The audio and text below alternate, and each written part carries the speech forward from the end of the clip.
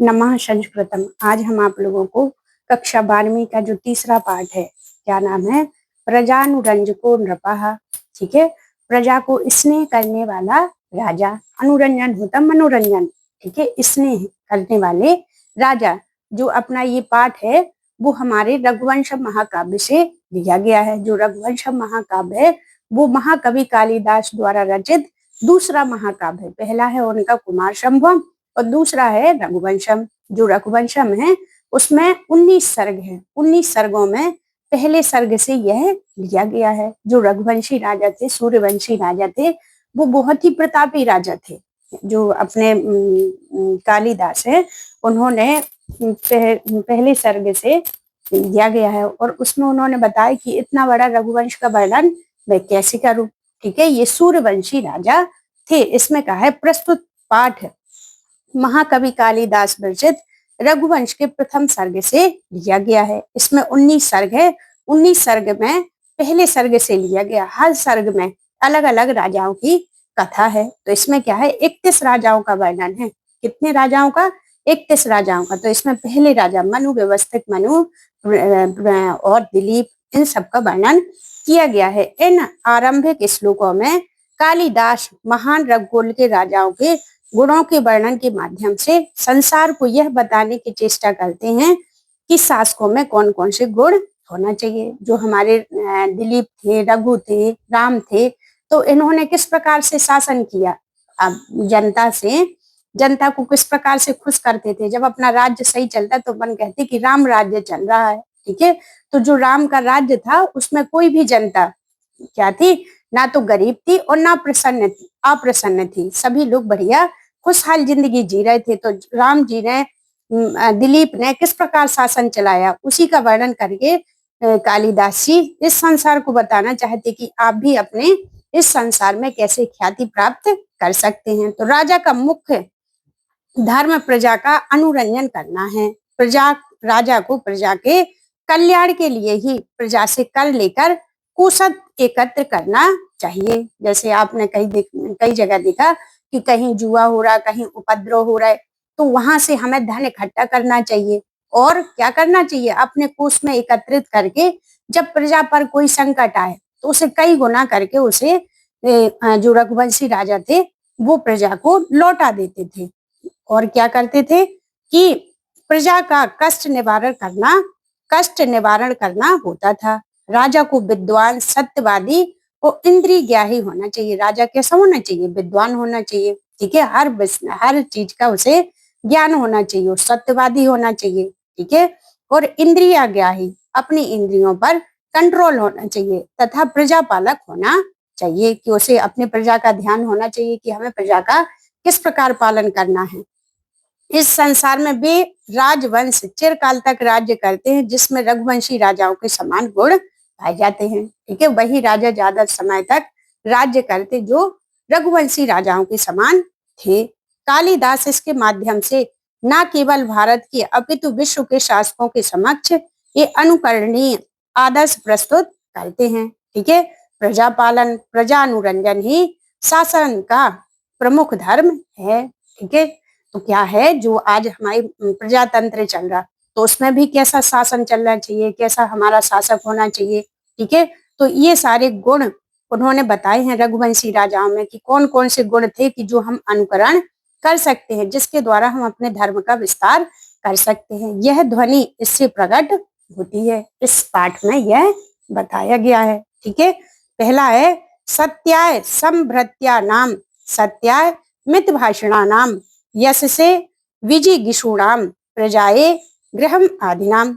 सत्य के लिए वे धन इकट्ठा करते थे। ठीक है, सत्यवादी होने के बावजूद भी वे बहुत कम बोलते थे और यश के लिए वो क्या करते थे, युद्ध करते थे और प्रजा के कल्याण के लिए धन इकट्ठा करते थे। ठीक है, ऐसे रघुवंशी राजा थे। ठीक है, सत्याय संभृत्यार्थ नाम, सत्याय मित भाषणाम, यश से विजिगिषुणाम प्रजायै गृहम आधराम। तो इसको देखो, अन्वय देख रहे हैं हम आपका। तो इसमें क्या है अपना,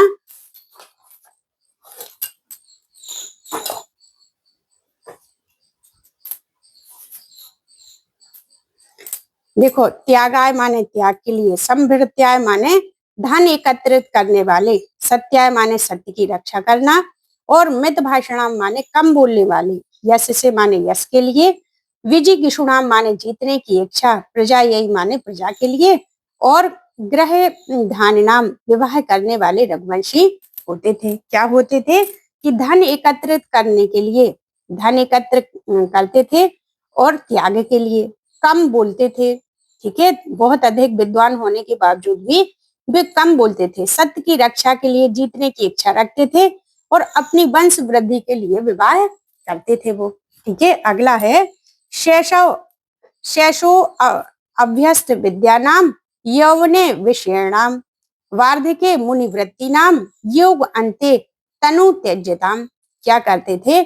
शैशव, शैशवे माने शैशव अवस्था में खूब विद्या का अभ्यास करते थे, ऐसे थे रघुवंशी राजा। और जो यौवन अवस्था आती थी उसमें खूब विषयों का भोग विलास करते थे, और वार्धके मुनि वृत्ति नाम, जो बुढ़ापे में मुनियों की वृत्ति के समान त्याग करते थे, और योग के द्वारा अंत में शरीर का त्याग करते थे। ठीक है, आया आपको समझ में? ठीक है, देखो, शैशवे अभ्यस्त विद्या नाम, शैशव अवस्था में विद्या का अभ्यास करते थे, यवने विषय एशराम, विषयों का भोग करते थे। ठीक है, यौवन अवस्था में विषयों का भोग करते थे। वार्धके मुनि वृत्ति नाम, बुढ़ापे में मुनियों की वृत्ति के समान करते थे। योग अंते तनु त्यज नाम, और योग के द्वारा अपने शरीर का त्याग करते थे। ऐसे हमारे रघुवंशी राजा थे। ठीक है, तो इसमें क्या है, देखो अन्वय देख लो आप। शैशव माने बचपन में, अभ्यस्त विद्या नाम विद्या अभ्यास करने का, यौवन माने युवावस्था में, विषयणाम भोग विलास की इच्छा वाले, वार्धके माने बुढ़ापे में, मुनि वृत्ति नाम ऋषि मुनियों से आचरण करने वाले, योगेन माने योग के द्वारा, तनु त्यज्यता माने शरीर त्यागने का कार्य करते थे। क्या थे? बाल्य अवस्था में विद्या का अभ्यास करने वाले, युवा अवस्था में भोग विलास करने वाले, और वृद्धावस्था में ऋषि मुनियों के समान कार्य करने वाले, और अंत में योग के द्वारा शरीर छोड़ने वाले, ऐसे रघुवंशी के खानदान को मैं बताता हूँ। ये कालिदास जी कह रहे कि जो अपने रघुवंशी राजा थे, छोटे में तो वे खूब विद्या अभ्यास करते थे, और जैसे यौवन अवस्था में पहुंचते थे तो इतने अधिक विद्वान थे, इतनी अधिक विद्याएं थी कि वे खूब भोग विलास करते थे, और क्या थे, अपनी जनता की, अपनी प्रजा की खूब रक्षा करते थे, और यहाँ वहां से जो भी राजा उपद्रव करते थे, जो भी शासक करते थे, तो उनके ऊपर युद्ध करके उन्हें जीत लेते थे, उनका धन इकट्ठा कर लेते थे। उस धन को क्या करते थे? अपने राजकोष में एकत्रित करते थे, और जब अपनी जनता पर कोई भी विपत्ति आए उस धन को खूब लुटा देते थे। ऐसे थे हमारी रघुवंशी राजा। ठीक है, अगला अगला सूक्ति है हमारी कि रघु नाम अन्वयम बक्षे तनु बाग भवो अपि सन तद गुणहि कर्मणा आगत्य चापलाय प्रचोदिता। कहते थे कि ये राजा थे जो हमारे रघुराम रघुवंशियों का, अन्वयम माने वंश कुल में, बक्षे माने वर्णन करूंगा, तनु वाग भवा माने शब्द का वैभव, थोड़ा ज्ञान, सन माने होता है, तदगुण माने उन गुणों को, कर्मण आगत सुनकर, चापला माने चपलता, प्रचोदिता माने प्रेरित करता हुआ उकसाता है। कहते हैं कि रघुवंशियों के गुण को सुनकर स्वयं में क्या कह रहे हैं कि हमें उतनी बुद्धि नहीं है, उतनी हमें सामर्थ्य नहीं है कि हम इतने बड़े रघुवंश का वर्णन कर सके। तो क्या है, उस रघुवंशियों के गुणों को सुनकर बड़ी वाणी के अल्प सामर्थ्य से युक्त होने पर भी चंचलता से प्रेरित होकर रघुवंश का वर्णन कर रहा हूँ। रघुवंश का वर्णन करते हुए कालिदास जी कहते कि हमें उतनी सामर्थ्य नहीं है, उतनी हमें बुद्धि नहीं है कि मैं सूर्य वंश का वर्णन कर सकूं, और वो कर रहे। ठीक है, अगला है बेवस्त तो मुनि नाम माननीयो मनीषिणी नाम आसिन्ह महीक्षितिम साम प्रवृष्ट सा यो। कहते हैं कि व्यवस्थो माने सूर्य वंश से उत्पन्न, माननीय माने सम्मान के योग्य, मनीषिणी नाम विद्वान थे, आसित माने था, महीक्षिति साम माने राजाओं में, आदह माने पहला, प्रवण माने ओमकार, छंद साम माने छंदों में। क्या थे? जैसे छंदों में प्रथम ओम है, ठीक है, और विद्वानों में सम्मानी राजा में सर्वप्रथम ओम, वेदों में ओंकार है। ठीक है, विद्वानों में सबसे ज्यादा माननीय राजा अपने मनु हैं। उसी प्रकार सम्मान श्रेष्ठ व्यवस्थक मनु के राजा थे। सबसे पहले राजा कौन थे? जैसे वेदों में सबसे पहला अंक है ओम, उसी प्रकार रघुवंश में सबसे पहले व्यवस्थक मनु नाम के राजा थे। वे कहते कि तद अन्वे शुद्धिमति प्रसूतः शुद्धिमत्रः दिलीप यो राजेंद्र इंदु क्षीर निधि यो। कहते हैं कि अन्वय माने कुल में, शुद्धिमति माने पवित्र वंश में, प्रसूतः माने उत्पन्न हुआ, शुद्धि मात्रा माने पवित्र से भी पवित्र, यो माने के समान, राजेंदु माने राजाओं में श्रेष्ठ, इंदु माने चंद्रमा, क्षीर निधु माने क्षीर सागर के समान। ठीक है, जैसे कहते कि जैसे क्षीर सागर से पवित्र चंद्रमा उत्पन्न हुआ, उसी प्रकार रघुकुल में सबसे पहले व्यवस्थक मनु उत्पन्न हुए हैं। ठीक है, मनु के उस अत्यंत पवित्र वंश में उससे भी अधिक पवित्र श्रेष्ठ राजा दिलीप इस प्रकार उत्पन्न हुए जैसे क्षीर सागर के मंथन से अत्यधिक पवित्र चंद्रमा उत्पन्न हुआ है। क्या कहते? तद अन्वे शुद्धि मति प्रसूता शुद्धि मत्रः। ठीक है, शुद्धि मत्रा है, यहाँ कौन सी विभक्ति है? द्वितीय विभक्ति है।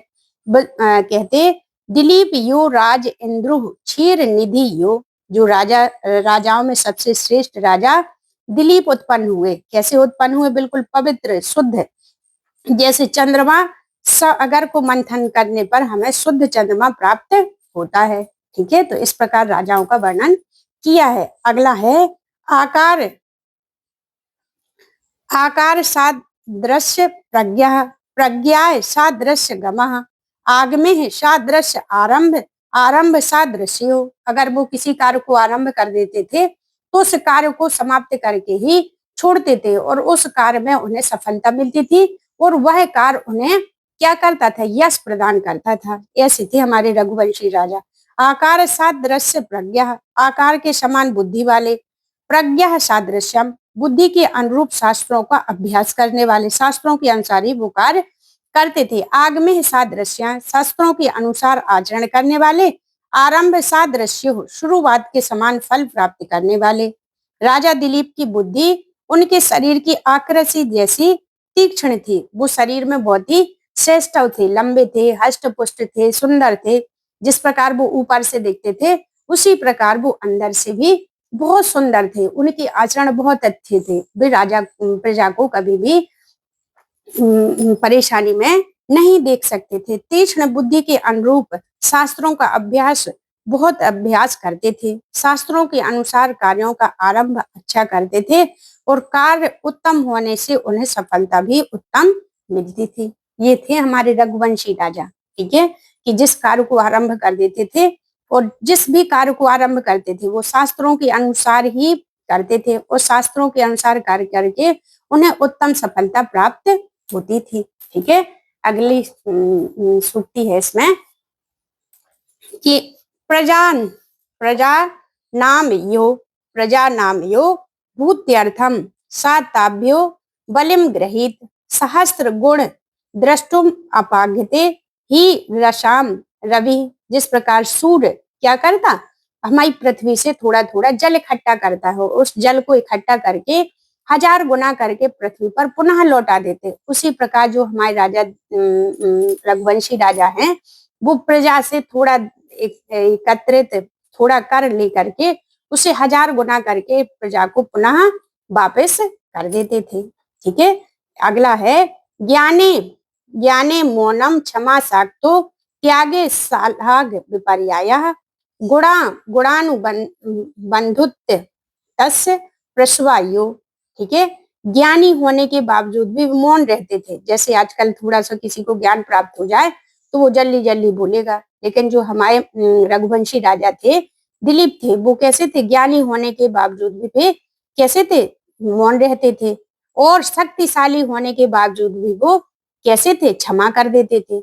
और त्यागी माने बहुत अधिक धन देने पर, दान देने पर भी अपनी परवाही नहीं करते थे। सलाघाय विपर्याय माने स्वयं की प्रशंसा नहीं करते थे। गुणानुबंध वृत्यस्य प्रसवायो, उनके जो गुण थे वो उनके जो गुण थे सदगुण थे उनके सहोदर भाई के समान कार्य कर रहे थे। जैसा अपना सगा भाई यदि हम मुसीबत में हो तो वो हमें परेशानी में नहीं देख सकते। उसी प्रकार उनके जो गुण थे, किसी भी विपत्ति में आ जाएं तो वे विपत्ति के द्वारा तुरंत ही निवृत्त हो जाते थे।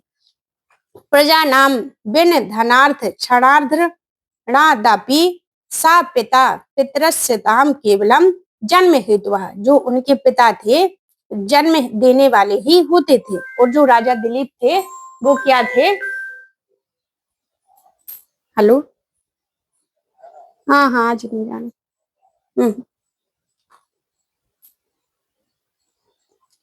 प्रजा नाम विनय आधार्थ क्षणार्थ दापि सा पिता पितर इस्तेसाम केवलम जन्म हेतु, कि जो उनके पितर जो प्रसव के द्वारा, जो उन्हें जन्म के द्वारा पिता का नाम सिर्फ पिता ही कहलाते थे। उनका जो भरण पोषण करते थे वो रघुवंशी राजा ही करते थे। प्रजा नाम प्रजाओं की, विनय धनात् माने विनम्रता आदि से शिक्षा देने के कारण, रक्षणार्थ माने रक्षा करने के कारण, भरणार्थ माने भरण पोषण करने के कारण, पितरा माने जनक, पिता तासाम माने उनके, जन्म हेतु केवल जन्म देने वाले होते थे। कहते हैं कि वे राजा दिलीप प्रजाजनों को शिष्टाचार, विनम्रता आदि की शिक्षा देने के कारण और सुरक्षा भरण पोषण करने के कारण प्रजा के पिता के समान थे। उनके पिता तो मात्र जन्म देने के मात्र थे, जो उनके खुद के पिताजी थे सिर्फ जन्म देने के कारण। उनके दो प्रकार के पिता होते हैं, एक पालक पिता, एक जन्म हेतु पिता। तो जन्म देने वाले उनके स्वयं के पिता और उनका भरण पोषण करने वाले राजा दिलीप थे। द्वय स्युः अपि सम्मतः शिष्ट्यार्थतास्य यथा औषधम त्याज्यो दुष्टा विप्रियो आप सीदांग अंगुलिंग बोर बोरक छतः। कहते हैं कि दोषा माने दुष्ट, शत्रु, सम्मतः माने प्रिय, शिष्टा माने सज्जन, आर्तरस्य माने रोगी, औषधम माने दवा, त्याज माने त्यागने योग्य, दुष्टा माने दुष्ट और दुर्जन, अंगुलिक यो अंगुली के समान, उरग छतः सर्फ से कटी गई। क्या कहते, जैसे कोई सांप काट ले तो उस उंगली को ही हम त्याग देते, फिर ये नहीं सोचते कि इसके बिना क्या होगा। उसी प्रकार जो दुष्ट व्यक्ति होते उनको भी हमें उसी प्रकार त्याग देना चाहिए। ठीक है। सज्जन शत्रु होते हुए पे भी राजा दिलीप को वैसे ही प्रिय थे जैसे रोगी को औषधि प्रिय होती थी। उनके जो बुरे लोग थे जो उनसे दोष करते थे वो भी उन्हें बहुत अधिक प्रिय करते थे कि भैया ये इनसे हमें ये गुण लेना चाहिए। जैसे कोई व्यक्ति है उसमें देखते हम हजार बुराई देखते लेकिन उसके अंदर कई गुण होते तो उनको याद करके हम देखते हैं। दुष्ट प्रिय होते हुए पे भी वैसे त्याज्य था जैसे सांप से डसी हुई उंगली। ठीक है। राजा दिलीप जो दुष्ट व्यक्ति थे उसी प्रकार बिल्कुल मुंह न करते हुए उसी प्रकार त्याग देते थे जैसे सर्फ से कटी हुई उंगली को लोग बाग त्याग देते। ठीक है। अगली सूक्ति है सा बेला बेलाव प्रबलयाम परिखीकृत सागराम अन्यस्य शासन गुरवी शासक पुरीम यो। वो कहते कि बेला प्रबलयाम सागर तट ही जिस नगर की चार दीवारी है, परिखीकृत सागरम सागर की चार दीवारी को, अन्यस्य शासनम दूसरे राजाओं द्वारा शासन ना की गई, उर्वी माने पृथ्वी को, शासाय माने शासन किया। उन्होंने राजा दिलीप ने सागर तट की चार दीवारें वाले समुद्र की चार दीवारों से घिरे दूसरे राजाओं द्वारा ना शासित पृथ्वी पर एक नगर के समान शासन किया है। जो अपनी एक छत्र पृथ्वी है, ठीक है, उस पर उन्होंने एक छत्र शासन किया है। पूरे संसार पर महाराज दिलीप का शासन था। ठीक है। उनके समान कोई पराक्रमी राजा नहीं हुआ है। इस प्रकार 31 राजा हुए हैं। जैसे राजा दिलीप हुए ना वैसे रघुवंशी राजाओं में 31 राजाओं का वर्णन किया गया है। ठीक है। तो ये हमने आपको बहुत अच्छे से पाठ पढ़ाया। इस पाठ को आपको अच्छे से पढ़ना है और ध्यान से इसका रिवीजन करना है। फिर इसके बाद हम आपको प्रश्न उत्तर इसके एक्सरसाइज बताएंगे, उसको करोगे तो बहुत अच्छे से समझ में आ जाएगा। Thank you.